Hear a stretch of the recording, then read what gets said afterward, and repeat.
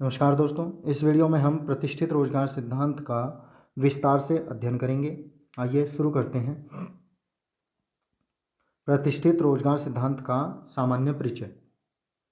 1776 में Adam Smith की पुस्तक वेल्थ ऑफ नेशंस के प्रकाशित होने के बाद आर्थिक जगत में जो विचारधारा प्रचलित हुई उसके प्रतिपादकों में मुख्यतः डेविड रिकार्डो, जे.बी. से, जे. स्मिल, ए.सी. पिगू और अल्फ्रेड मार्शल आदि का नाम सम्मिलित है। इस विचारधारा से संबंधित अर्थशास्त्रियों को प्रतिष्ठित अर्थशास्त्री कहा जाता है। प्रतिष्ठित अर्थशास्त्रियों ने रोजगार व उत्पादन निर्धारण के संबंध में कोई अलग से सिद्धांत प्रतिपादित नहीं किया था। यानी कि रोजगार व उत्पादन के निर्धारण के संबंध में कोई एक अकेला सिद्धांत इन्होंने प्रतिपादित नहीं किया था, बल्कि उनका सिद्धांत मुख्यतः सेके बाजार नियम, श्रम के मांग व पूर्ति दृष्टिकोण, पूंजी बाजार सिद्धांत तथा तटस्थ मुद्रा से संबंधित विश्लेषणों का सम्मिलित रूप है। प्रतिष्ठित रोजगार सिद्धांत की मान्यताएं। अर्थव्यवस्था बाजार तंत्र के स्वतंत्र क्रियाशील द्वारा निर्देशित होती है, पहली मान्यता यह है। दूसरी, अर्थव्यवस्था में पूर्ण रोजगार की स्थिति को एक सामान्य स्थिति माना जाता है तथा इस स्थिति से कोई भी विचलन एक असामान्य स्थिति है जो स्वचालित रूप से ऑटोमेटिकली अर्थव्यवस्था को पुनः पूर्ण रोजगार की स्थिति में ले आती है। यानी कि जो पूर्ण रोजगार की स्थिति है वो एक सामान्य स्थिति है, यानी कि पूर्ण रोजगार अर्थव्यवस्था में बना रहता है आमतौर पर। स्फीतिकारी प्रवृत्तियां नहीं पाई जाती हैं, यानी कि जो मूल्यों का बढ़ना है वो इसमें नहीं पाया जाता। अर्थव्यवस्था एक बंद अर्थव्यवस्था है, अर्थात विदेशी व्यापार नहीं है। वस्तु बाजार तथा श्रम बाजार में पूर्ण प्रतियोगिता की स्थिति है। ब्याज दर व मजदूरी दरें पूर्णतया लोचशील है, उनको कम ज़्यादा किया जा सकता है बड़ी आसानी से। ब्याज दर की लोचशीलता के कारण समग्र विनियोग समग्र बचत के बराबर होता है और अर्थव्यवस्था में सरकार का भी कोई हस्तक्षेप नहीं होता। तो ये इसकी कुछ मान्यताएं हैं महत्वपूर्ण प्रतिष्ठित रोजगार सिद्धांत की, जिन मान्यताओं के अंतर्गत ये सिद्धांत लागू होता है। प्रतिष्ठित रोजगार सिद्धांत की व्याख्या। प्रतिष्ठित अर्थशास्त्रियों के अनुसार किसी अर्थव्यवस्था में 3 बाजार होते हैं: वस्तु बाजार, श्रम बाजार तथा पूंजी बाजार। इन तीनों बाजारों की स्थिति के आधार पर प्रतिष्ठित रोजगार सिद्धांत की व्याख्या विस्तार से इस प्रकार की जा सकती है। पहला, यानी कि पहला जो शीर्षक होगा वो है वस्तु बाजार में संतुलन तथा सेका बाजार नियम, इसके अंतर्गत हम इसको समझ सकते हैं। दूसरा है श्रम बाजार में संतुलन तथा मजदूरी दरयंत्र और मजदूरी मूल्य में कटौती तथा बेरोजगारी निवारण। तीसरा जो शीर्षक है वह है पूंजी बाजार में संतुलन तथा ब्याज दर यंत्र, क्या भूमिका पूंजी बाजार में निभाता है। और चौथा है अर्थव्यवस्था, यानी कि पूंजी बाजार, श्रम बाजार और वस्तु बाजार सभी मिला करके अर्थव्यवस्था एवं तटस्थ मुद्रा या मुद्रा की तटस्थता सिद्धांत। तो इन शीर्षकों के अंतर्गत हम इस प्रतिष्ठित रोजगार सिद्धांत की व्याख्या करेंगे। सबसे पहले वस्तु बाजार की संतुलन स्थिति तथा सेका बाजार नियम। जे.बी. सेका बाजार नियम प्रतिष्ठित रोजगार सिद्धांत का मूलभूत सिद्धांत है। 19वीं शताब्दी के अंत में जे.बी. से ने यह प्रतिपादित किया कि पूर्ति अपनी मांग का सृजन स्वयं करती है। इसे ही सेका बाजार नियम कहा जाता है। उत्पादक के द्वारा उत्पादन करने के 2 उद्देश्य होते हैं। पहला, उस वस्तु से अपनी उपभोग आवश्यकताओं की पूर्ति करना जिसका वह उत्पादन करता है, और दूसरा अपनी आवश्यकता की अन्य वस्तुओं को इस वस्तु के बदले प्राप्त करना। और कोई भी उत्पादक अपनी उपभोग आवश्यकताओं को पूरा करने के बाद अतिरिक्त वस्तु का उत्पादन या वस्तु की अतिरिक्त मात्रा का उत्पादन तभी करेगा जब उसकी वस्तु की मांग बाजार में हो। अगर उसकी वस्तु की मांग बाजार में नहीं की जाएगी, नहीं होगी, तो उत्पादक जो है वो उस वस्तु का उत्पादन अपने उपभोग से अधिक नहीं करेगा। दूसरी बात है, ऐसा इसलिए है क्योंकि उत्पादक जो है वो वस्तुओं का संग्रह नहीं करता है। ये वस्तु विनिमय के अंतर्गत हम बात कर रहे हैं जब अर्थव्यवस्था में वस्तु विनिमय प्रणाली लागू हो। इसमें क्या होता है कि कोई भी उत्पादक अपनी आवश्यकता की पूर्ति करने के बाद ये देखता है कि उसकी वस्तु की मांग बाजार में कितनी है और वो उसका अनुमान लगाता है और उसके अनुरूप वस्तु की अतिरिक्त मात्रा का उत्पादन करता है। जेबीसी का ये मानना था कि यदि बाजार में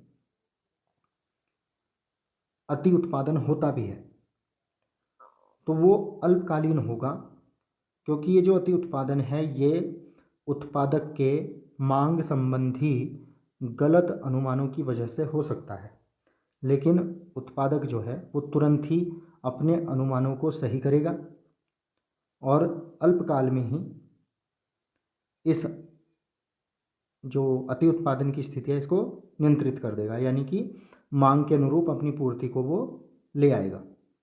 तो अल्पकाल में अति उत्पादन की स्थिति नहीं हो सकती है।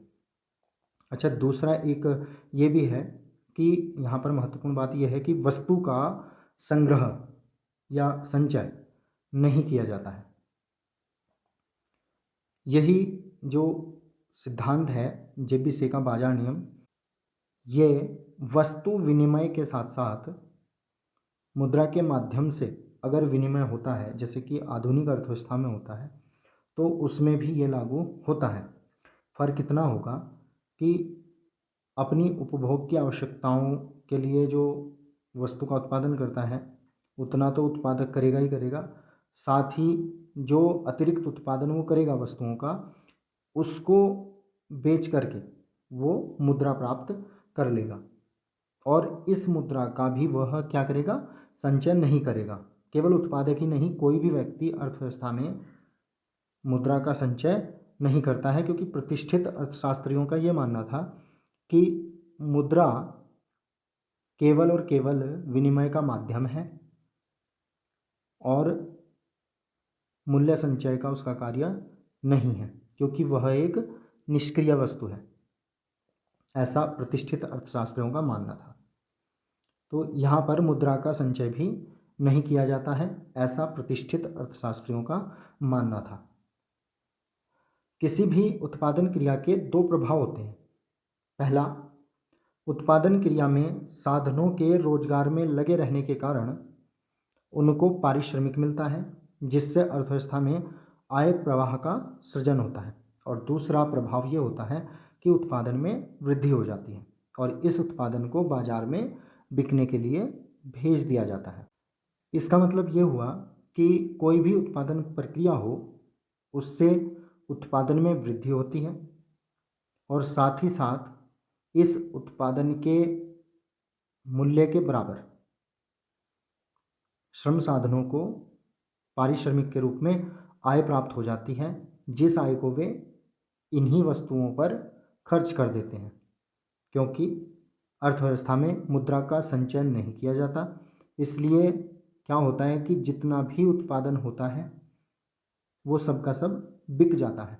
इस प्रकार से अर्थव्यवस्था में कोई भी अति उत्पादन नहीं होता है और अर्थव्यवस्था हमेशा पूर्ण रोजगार के स्तर पर बनी रहती है।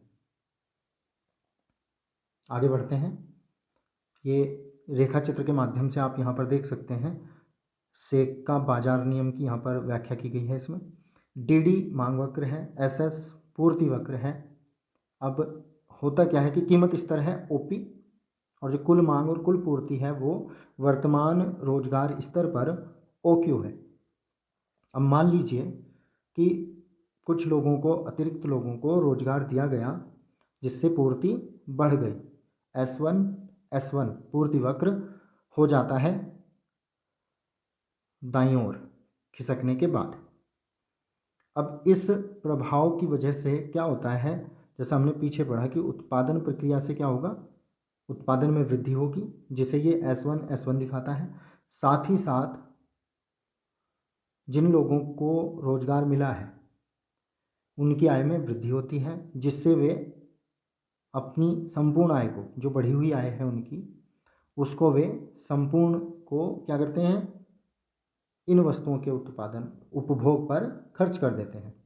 तो जिससे मांग वक्र जो है वो भी दाईं ओर खिसक जाता है और D1 हो जाता है।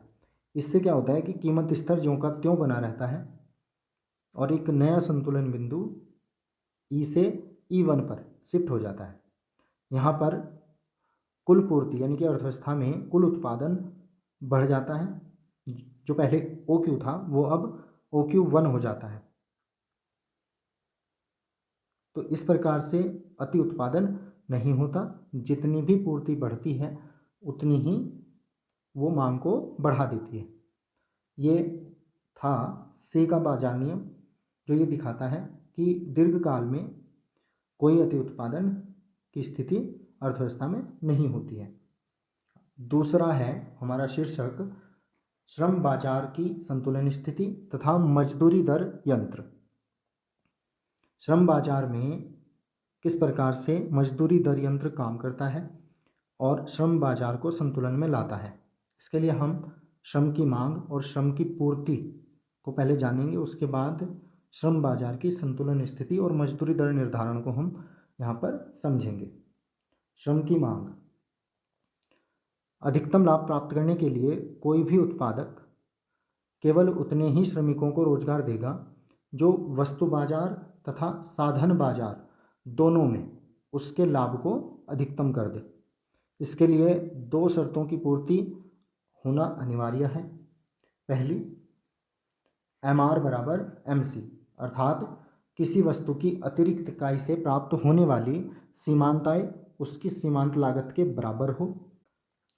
दूसरी शर्त है कि मजदूरी स्तर W, वस्तु की कीमत PX तथा श्रमिक की सीमांत उत्पादकता MPPL के गुणनफल के बराबर हो।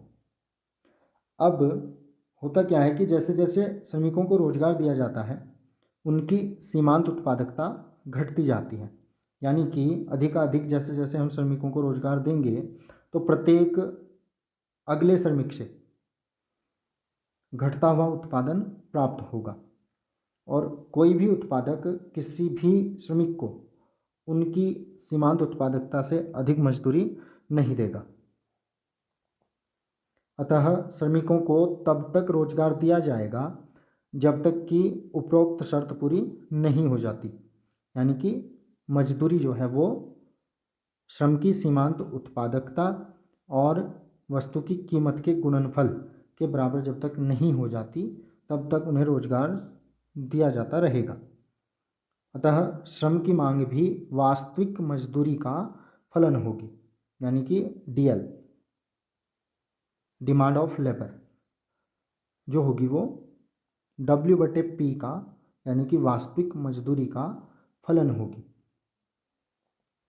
लेकिन श्रम की मांग व वास्तविक मजदूरी में विपरीत संबंध होता है, क्योंकि जैसे जैसे श्रमिकों की संख्या में वृद्धि होगी उनकी सीमांत उत्पादकता में गिरावट आएगी।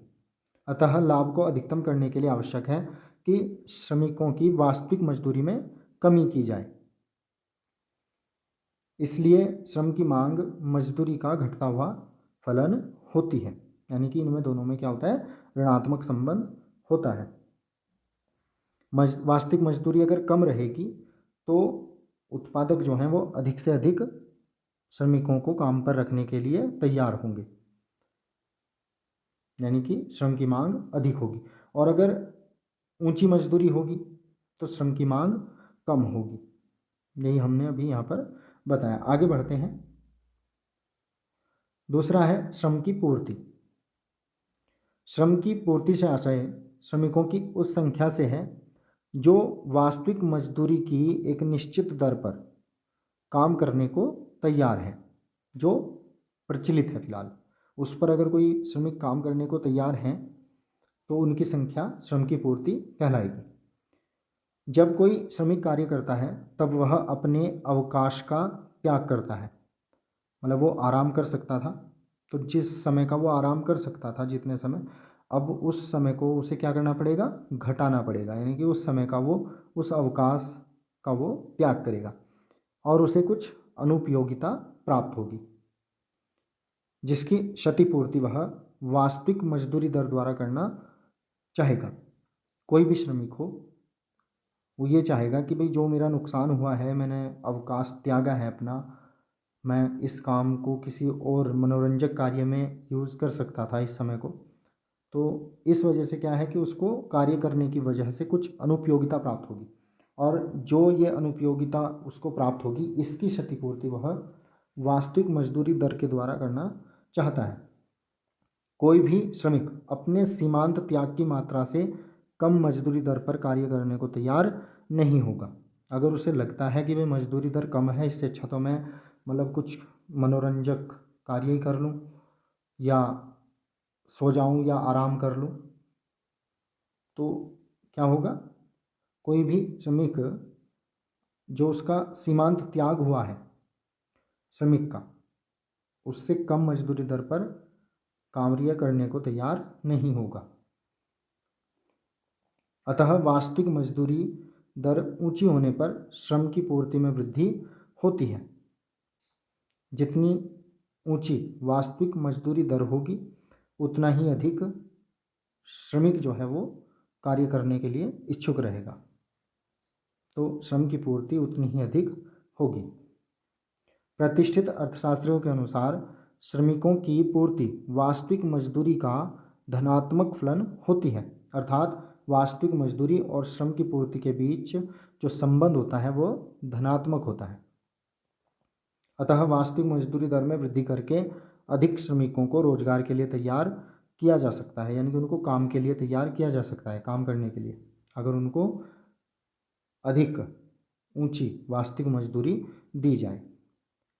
यहाँ पर आप इसको रेखा चित्र के माध्यम से भी समझ सकते हैं।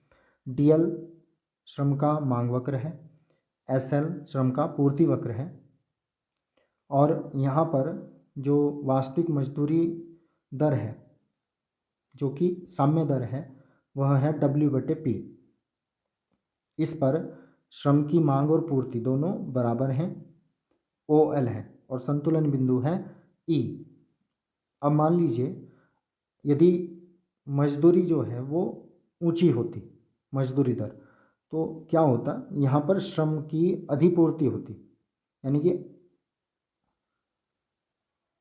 अनैच्छिक बेरोजगारी यहाँ पर AB के बराबर होती, क्योंकि ऊंची वास्तविक मजदूरी दर है और इस पर श्रमिकों की जो पूर्ति है वो OL2 है, जबकि जो डिमांड है जो कि उत्पादकों के द्वारा की जाएगी वो बहुत कम है, OL1। यानी कि मांग और पूर्ति के बीच का जो अंतर है वो है AB के बराबर या L1 L2 के बराबर, अर्थात अर्थव्यवस्था में L1 L2 के बराबर बेरोजगारी रहेगी, जो कि अनैच्छिक बेरोजगारी होगी। और अगर वास्तविक मजदूरी दर जो है वो बहुत नीची है, W/P2 है, तो यहाँ पर क्या होगा, यहाँ पर भी बेरोजगारी होगी, लेकिन ये क्या होगी कि श्रमिक जो है वो काम करने के इच्छुक ही नहीं होंगे, यानी कि ऐच्छिक बेरोजगारी यहाँ पर देखने को मिलेगी, CD के बराबर, L3 L4 के बराबर, क्योंकि यहाँ पर पूर्ति जो है वो बहुत ही कम होगी, OL3, और उत्पादक जो हैं इस नीची मजदूरी दर पर श्रम की बहुत अधिक मांग करेंगे, जो कि रेखा चित्र के द्वारा OL4 है। इस प्रकार से श्रम की पूर्ति और श्रम की मांग के बीच में अंतर जो होगा वो होगा L3 L4 यानी कि CD। और इससे क्या होगा कि मजदूरी बढ़ेगी और पुनः ई बिंदु पर संतुलन में होगी। और पहली स्थिति में भी यही होता कि मजदूरी दर बहुत ऊंची है तो वो घट करके W/P पर आ जाती। दोनों ही स्थितियों में संतुलन जो बनेगा वो ई बिंदु पर बनेगा, जहाँ पर श्रम की मांग और श्रम की पूर्ति परस्पर बराबर हो जाएगी और इस प्रकार से अर्थव्यवस्था में पूर्ण रोजगार की स्थिति कायम हो जाएगी। और ये सब दीर्घकाल में होगा और बिना किसी बाह्य हस्तक्षेप के होगा, अर्थव्यवस्था के स्वचालन के द्वारा। अच्छा, दूसरा इसी में ही श्रम बाजार में ही क्या किया जा सकता है उपाय? मजदूरी मूल्य में कटौती की जा सकती है और बेरोजगारी का निवारण किया जा सकता है। ऐसा विचार था पिगू का। प्रोफेसर पिगू के अनुसार लोचशील मजदूरी द्वारा रोजगार के स्तर में वृद्धि की जा सकती है। सूत्र रूप में N बराबर QY/W। इसमें N रोजगार में लगे श्रमिकों की संख्या है और स्मॉल q राष्ट्रीय आय का वह भाग है जो मजदूरी के रूप में श्रमिकों को दिया जाता है। यहाँ पर Y जो है वो राष्ट्रीय आय है और W जो है वो मौद्रिक मजदूरी दर है। सूत्र के अनुसार आप देख सकते हैं कि रोजगार की मात्रा N तथा मौद्रिक मजदूरी W में विपरीत संबंध पाया जाता है। यदि राष्ट्रीय आय में से श्रमिकों को दिया जाने वाला भाग Q स्थिर रहता है तो मजदूरी दर W में कटौती से रोजगार की मात्रा N में वृद्धि होगी और अर्थव्यवस्था पूर्ण रोजगार संतुलन पर पहुंच जाएगी। यानी कि आप मजदूरी की दर में तब तक कटौती करते रहें जब तक कि अर्थव्यवस्था पूर्ण रोजगार संतुलन पर न पहुंच जाए, और ये उपाय जो होगा वो कारगर सिद्ध होगा, ऐसा पिगू का मानना था कि मजदूरी में अगर हम कटौती कर दें मजदूरी मूल्य में तो पूर्ण रोजगार संतुलन को प्राप्त किया जा सकता है। इस प्रकार प्रतिष्ठित अर्थशास्त्री यह मानते थे कि अर्थव्यवस्था में बेरोजगारी मजदूरी ढांचे में कठोरता के कारण होती है, जिसे मजदूरी कटौती द्वारा दूर किया जा सकता है। प्रोफेसर कैनन तथा प्रोफेसर सुम्पीटर ने भी पिगू के मजदूरी कटौती के विचारों का समर्थन किया है। ये भी मानते थे कि हाँ, मजदूरी मूल्य में कटौती से बेरोजगारी निवारण हो सकता है, रोजगार में वृद्धि की जा सकती है। प्रोफेसर कैनन और सुम्पीटर। आगे बढ़ते हैं तीसरे शीर्षक की ओर, पूंजी बाजार की संतुलन स्थिति तथा ब्याज दर यंत्र।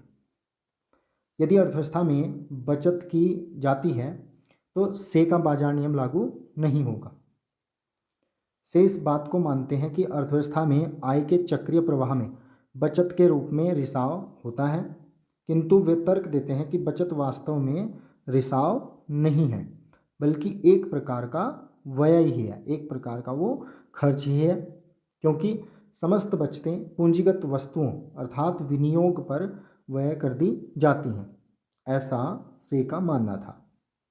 अतः दीर्घकाल में समग्र बचत यानी कि कुल बचत कुल विनियोग के बराबर होती है। यानी कि जो बचत की जाती है वो विनियोग के माध्यम से या विनियोग के रूप में वो अर्थव्यवस्था में व्यय कर दी जाती है। यदि बचत व विनियोग बराबर नहीं है तो इनमें समानता स्थापित करने वाला यंत्र ब्याज दर है, क्योंकि जो बचत है वो भी ब्याज दर का फलन है तथा जो विनियोग है वह भी ब्याज दर का फलन है। दोनों ही ब्याज दर के फलन हैं, बचत और विनियोग, इसलिए ये दोनों समान होते हैं। इसको हम यहाँ पर रेखा चित्र में समझ सकते हैं। एस वक्र बचत वक्र है, आई वक्र जो कि हरा है वह विनियोग वक्र है। ब्याज दर OR0 पर ये दोनों परस्पर बराबर होते हैं, विनियोग और बचत। संतुलन बिंदु बनता है E। अब मान लीजिए कि ब्याज दर ऊंची है, OR1 है, इस पर विनियोग कम होगा, यानी कि विनियोग के लिए पूंजी की मांग कम की जाएगी क्योंकि ये महंगी होगी, जबकि बचत अधिक की जाएगी क्योंकि बचत पर मिलने वाला ब्याज जो है वो काफ़ी ऊंचा है, काफ़ी ज़्यादा है। तो यहाँ पर बचत और विनियोग के मध्य AB का अंतर बना रहेगा, या ये कह लीजिए कि I1S1 का यहाँ पर अंतर बना रहेगा, जो कि क्या करेगा, ब्याज दर को नीचे की ओर लाएगा और ब्याज दर पुनः OR0 पर आ जाएगी और पुनः संतुलन बिंदु E पर होगा।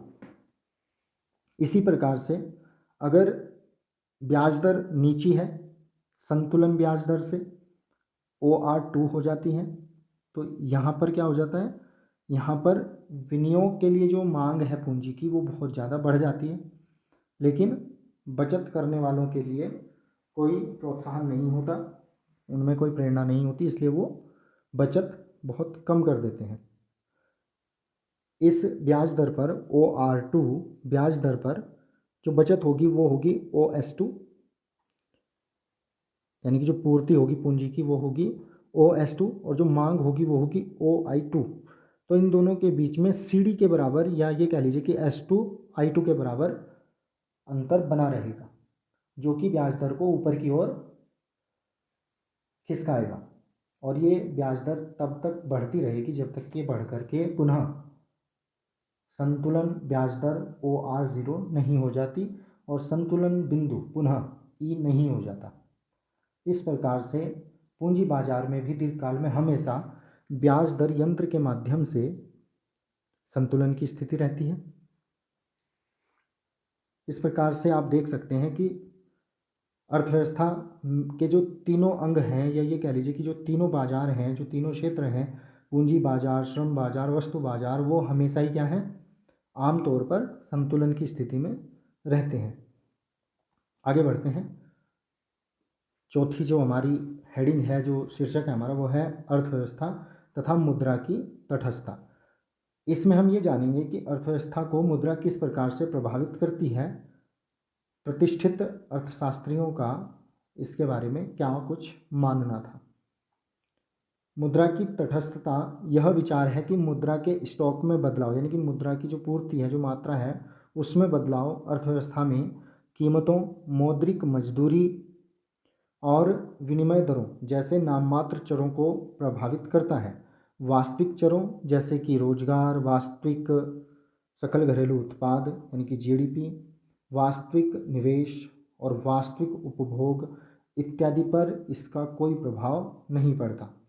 यानी कि मुद्रा की तटस्थता क्या है, ये एक ऐसा विचार है, एक ऐसा सिद्धांत है जो ये कहता है कि मुद्रा की मात्रा में अगर आप परिवर्तन कर दें तो अर्थव्यवस्था में कीमतों, मौद्रिक मजदूरी, विनिमय दर जैसे नाममात्र चरों को तो ये प्रभावित करेगी, लेकिन ना तो इससे रोजगार प्रभावित होगा, ना वास्तविक GDP प्रभावित होगी, ना वास्तविक निवेश प्रभावित होगा, न लोगों का जो वास्तविक उपभोग है, यानी कि जितनी मात्राओं में वो वस्तुओं का उपभोग करते हैं, ना वो प्रभावित होगा। इसका तात्पर्य है कि केंद्रीय बैंक मुद्रा की मात्रा को घटा बढ़ाकर वास्तविक अर्थव्यवस्था अर्थात रोजगार स्तर, वास्तविक सकल घरेलू उत्पाद के आकार, वास्तविक निवेश की राशि इत्यादि को प्रभावित नहीं करता है। इसके बजाय मुद्रा की आपूर्ति में किसी भी वृद्धि से कीमतों और मौद्रिक मजदूरी में आनुपातिक वृद्धि होगी। अगर मुद्रा की मात्रा को घटाया बढ़ाया जाता है तो ये समानुपातिक रूप से कीमतों और मौद्रिक मजदूरी में कमी या वृद्धि करेगा। यानी कि इस सिद्धांत के अनुसार, इस विचार के अनुसार, डॉन पेटिनकिन के अनुसार मौद्रिक तटस्थता की जो अवधारणा है वो डेविड ह्यूम तक जाती है, यानी कि डेविड ह्यूम ने सबसे पहले इस अवधारणा का इस्तेमाल किया था। और इस शब्द का पहली बार इस्तेमाल 1931 में ऑस्ट्रियाई अर्थशास्त्री फ्रेडरिक ए हाइक ने किया था। मुद्रा की तटस्थता प्रतिष्ठित अर्थशास्त्र में एक महत्वपूर्ण विचार है और प्रतिष्ठित द्विविभाजन से संबंधित है।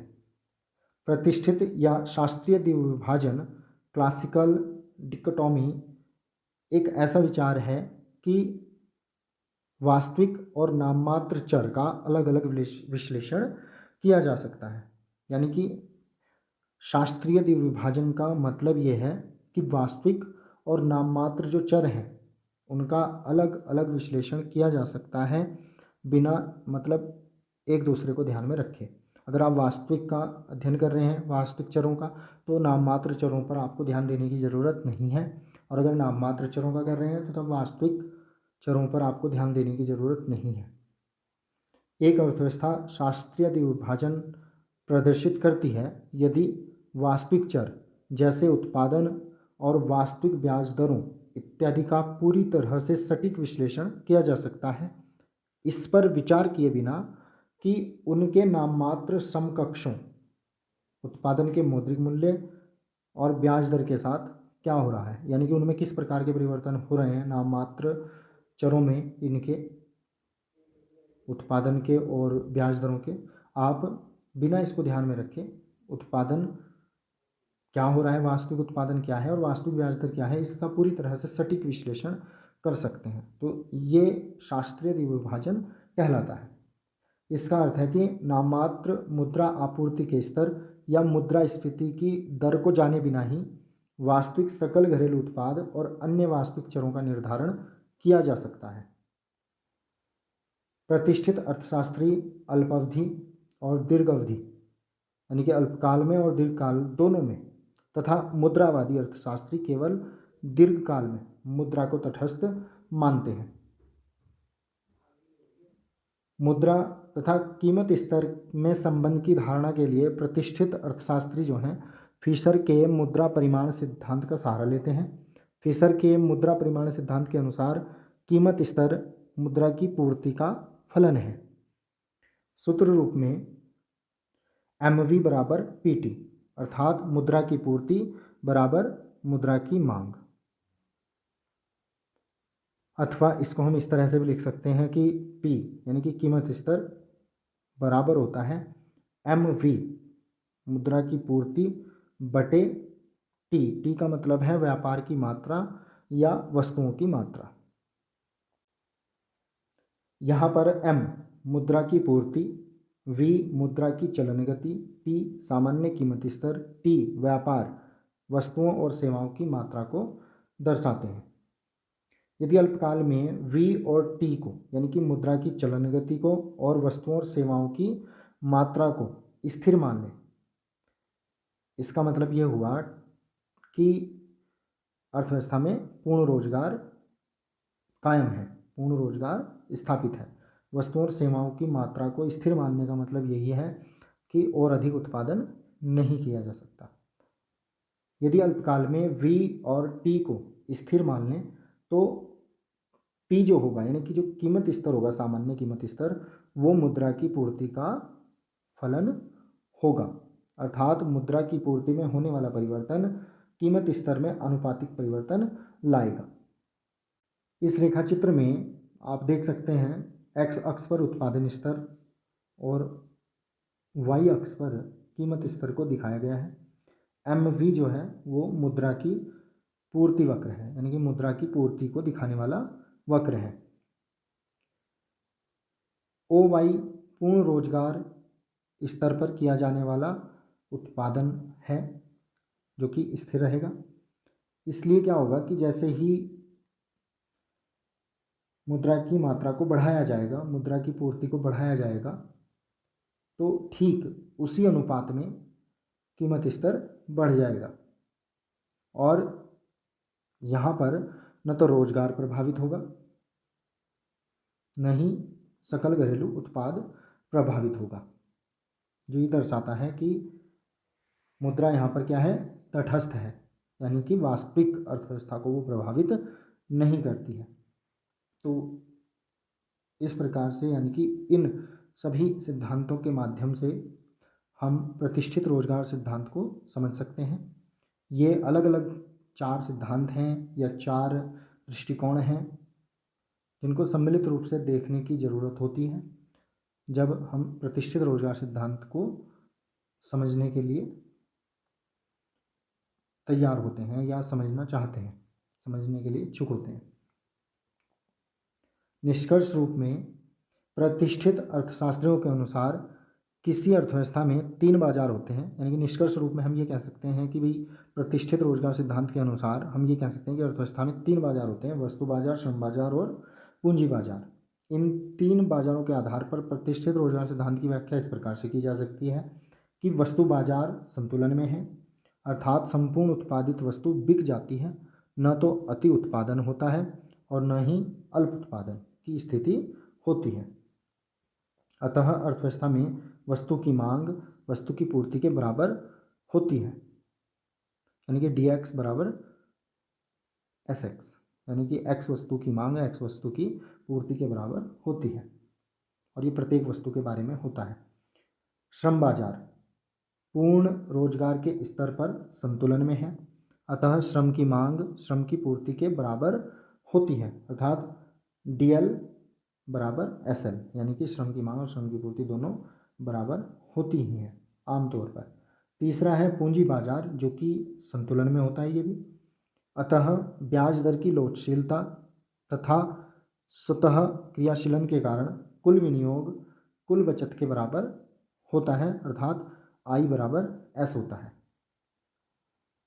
प्रतिष्ठित अर्थशास्त्रियों के अनुसार मांग व पूर्ति की शक्तियों का स्वतंत्र क्रियाशीलन इन तीनों बाजारों में पूर्ण रोजगार स्थिति को बनाए रखता है। और एक महत्वपूर्ण बात यह है कि मुद्रा जो है वो वास्तविक अर्थव्यवस्था को प्रभावित नहीं करती है, यानी कि मुद्रा की मात्रा को प्रभावित करने से, परिवर्तित करने से कोई लाभ नहीं होने वाला है। तो मुद्रा जो है वो वास्तविक अर्थव्यवस्था को प्रभावित नहीं करती है। प्रतिष्ठित रोजगार सिद्धांत की आलोचना। 1930 के दशक की महामंदी के समय प्रतिष्ठित रोजगार सिद्धांत सत्य नहीं पाया गया, अतः किन्स ने इस समस्या का समाधान किया और 1936 में प्रकाशित अपनी पुस्तक रोजगार, ब्याज और मुद्रा का सामान्य सिद्धांत द्वारा प्रतिष्ठित रोजगार सिद्धांत की निम्न आधारों पर कटु आलोचना की। ये क्या क्या आलोचनाएं थी? पूर्ण रोजगार की मान्यता अवास्तविक। किन्स का मानना था कि पूर्ण रोजगार की मान्यता जो है अवास्तविक है और अल्प रोजगार स्तर की जो मान्यता है वो वास्तविकता के अधिक निकट है, यानी कि सभी अर्थव्यवस्थाओं में क्या है, अपूर्ण रोजगार की स्थिति पाई जाती है, अल्प रोजगार की स्थिति पाई जाती है। दीर्घकालीन संतुलन स्थिति की धारणा अनुपयोगी। किन्स का मानना था कि दीर्घकाल में तो हम सभी मर जाते हैं, फिर दीर्घकालीन संतुलन स्थिति की धारणा का क्या महत्व रह जाता है, यानी कि ये अनुपयोगी है। हमें तो ऐसा सिद्धांत चाहिए जो अर्थव्यवस्था में अल्पकाल में ही पूर्ण रोजगार कायम कर सके। तीसरा है अति उत्पादन की स्थिति संभव। इसमें भी किन्स ने आलोचना की, क्योंकि इसमें माना यह गया है कि बचत और विनियोग हमेशा बराबर होते हैं, लेकिन ऐसा होता नहीं है। लोग बचत करते हैं और लंबे समय तक वो बचत अपने पास रखते हैं। इसमें माना गया है कि लोग मुद्रा का संचय नहीं करते, लोग मुद्रा का संचय करते हैं, बचत करते हैं, इसलिए जो संपूर्ण आय उनको मिलती है वो सारी की सारी वो उपभोग व्यय नहीं करते हैं, यानी कि उपभोग या विनियोग पर व्यय नहीं करते हैं, उसमें से कुछ वो बचा लेते हैं, जिस वजह से अति उत्पादन की स्थिति संभव हो सकती है। स्वयं समायोजन असंभव। स्वयं समायोजन असंभव है, ऐसा किन्स का मानना था, जो कि सही था, क्योंकि उनका मानना था कि किसी भी अर्थव्यवस्था में 2 वर्ग होते हैं, अमीर और गरीब, और अमीर की जो सीमांत उपभोग प्रवृत्ति है वो बहुत कम होती है, जबकि आय का एक बड़ा हिस्सा उन्हीं के पास होता है। इसलिए जो प्रभावपूर्ण मांग है वो कम होती है, जिससे मांग और पूर्ति के बीच में असंतुलन हो जाता है। इसलिए स्वयं समायोजन असंभव है और सरकार को हस्तक्षेप करना चाहिए। सरकार को उस व्यय की पूर्ति अपने आप करनी चाहिए, ऐसा किन्स का मानना था। मजदूरी में कटौती से पूर्ण रोजगार प्राप्ति असंभव। किन्स ने ये माना कि मजदूरी में कटौती से पूर्ण रोजगार की प्राप्ति का जो विचार है वो सैद्धांतिक और व्यवहारिक दोनों ही तौर पर गलत है। सैद्धांतिक तौर पर इसलिए क्योंकि मजदूरी कटौती से लोगों की आय कम होगी, जिससे प्रभावपूर्ण मांग कम होगी, तो रोजगार में वृद्धि नहीं होगी। और व्यवहारिक तौर पर यह है कि आधुनिक समय में श्रम संघ हैं जो मजदूरी कटौती का विरोध करेंगे, हड़तालें होंगी, तालाबंदी होगी, जो कि किसी भी प्रकार से उचित नहीं है। दूसरी बात यह है कि वर्तमान समय में लगभग सभी सरकारें जन कल्याणकारी हैं और उन्होंने श्रम कानून बनाए हुए हैं जो कि मजदूरी दर को एक निश्चित स्तर से नीचे नहीं गिरने देते या नहीं गिराने की अनुमति देते हैं कि भाई उससे नीचे नहीं जा सकती। अगली है लचीली ब्याज दर तथा बचत व विनियोग से संबंधित दृष्टिकोण गलत है। यानी कि इनका मानना था कि ब्याज की जो दर है वो बचत और विनियोग में समानता स्थापित करती है, जबकि किन्स का मानना था कि जो बचत है वो ब्याज पर नहीं बल्कि आय स्तर पर निर्भर करती है। आय अगर अधिक है तो बचत भी लोग अधिक करेंगे, और जो विनियोग है वह भी ब्याज दर की अपेक्षा पूंजी की सीमांत दक्षता से प्रभावित होता है और व्यापार दशाओं से प्रभावित होता है। अगर विनियोगकर्ता को ये लगेगा कि भाई विनियोग करने से लाभ ही नहीं होगा, व्यापार दशाएं जो हैं वो प्रतिकूल हैं, तो वो नीची ब्याज दर पर भी विनियोग करने को तैयार नहीं होगा। अगली आलोचना है कि मुद्रा का कार्य केवल विनिमय का माध्यम नहीं, लोग मुद्रा का संचय भी करते हैं, केवल उसका इस्तेमाल विनिमय के माध्यम के रूप में ही वो नहीं करते। तो ये इसकी आलोचनाएं थी इस सिद्धांत की। अगली है मुद्रा तटस्थ नहीं है। मुद्रा तटस्थ नहीं है। किन्स का मानना था कि मुद्रा न तो अल्पकाल में और न ही दीर्घकाल में तटस्थ होती है। मुद्रा का प्रभाव यानी कि मुद्रा की मात्रा में होने वाले परिवर्तन वास्तविक अर्थव्यवस्था को प्रभावित करते हैं। वे रोजगार को भी प्रभावित करते हैं, उपभोग की मात्रा को भी प्रभावित करते हैं, विनियोग को भी प्रभावित करते हैं, यानी कि वे सभी वास्तविक चरों को प्रभावित करते हैं, ऐसा किन्स का मानना था। तो ये कुछ आलोचनाएं थी इसकी। अब प्रतिष्ठित रोजगार सिद्धांत की अगर आप विस्तृत व्याख्या लिखित रूप में देखना चाहते हैं तो आप यहाँ से देख सकते हैं। जो भी मैंने आपको समझाया है वो आप यहाँ से नोट डाउन कर सकते हैं। अगर आपको लिखना है इसको तो आप यहाँ से आराम से लिख सकते हैं। ये रेखा चित्र में यहाँ पर व्याख्या भी दी गई है पूरी तरह से, और ये वही है जो मैंने आपको समझाया है। ये लिखित रूप में है, आप इसको अगर लिखना चाहें तो लिख सकते हैं। स्क्रीनशॉट लिया जा सकता है, उसके बाद आप इनको आराम से लिख सकते हैं। ये आलोचना है विस्तार से, जो मैंने आपको कहा, जो मैंने आपसे समझाया वो सब यहाँ पर दिया गया है। Thanks for watching. Please like and share the video and subscribe my channel.